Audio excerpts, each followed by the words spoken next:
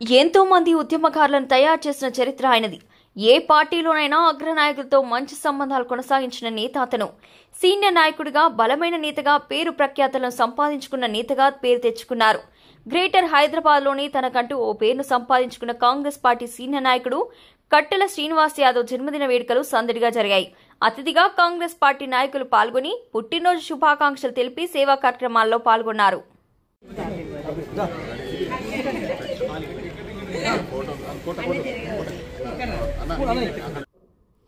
సనత్ నగర్ నియోజకవర్గం రామ్గోపాల్పేట ప్రాంతానికి చెందిన కట్టెల శ్రీనివాస్ యాదవ్ అందరికీ సుపరిచితుడు. తెలంగాణ ఉద్యమంలో కీలకమైన పాత్ర పోషించిన ఉద్యమ నాయకుడిగా కట్టెల శ్రీనివాస్ యాదవ్ కు పేరుంది. గ్రేటర్ హైదరాబాద్ అధ్యక్షుడిగా కొనసాగి ఎంతో మందిని మెప్పించిన నాయకుడు సైతం కట్టెల శ్రీనివాస్ యాదవ్ ఉన్నారు. కాంగ్రెస్ పార్టీలో సీనియర్ నాయకుడిగా కొనసాగుతున్న కట్టెల శ్రీనివాస్ యాదవ్ తన జన్మదినోత్సవాన్ని పురస్కరించుకుని పలు సేవా కార్యక్రమాలతో ముందుకు సాగారు.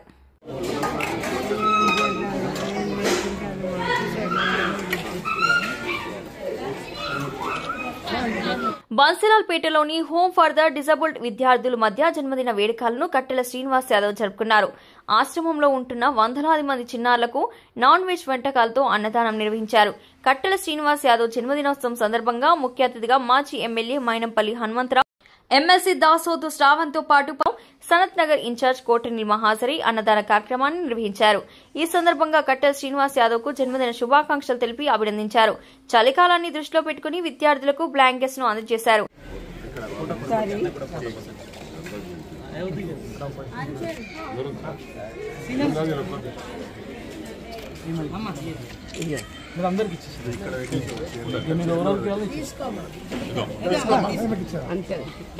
జన్మదినోత్సవ వేడుకల పేరుతో డబ్బు ఖర్చు పెట్టుకోకుండా ప్రత్యేక విద్యార్థులకు సహాయం అందేలా కట్టెల శ్రీనివాస్ యాదవ్ చేసిన కార్యక్రమం పట్ల మైనంపల్లి హనుమంతరావు అభినందించారు.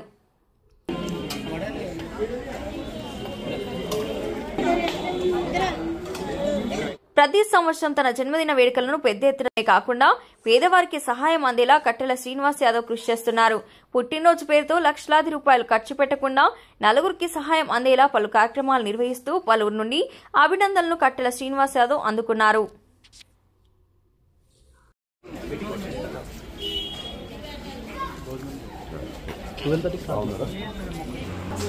Okay.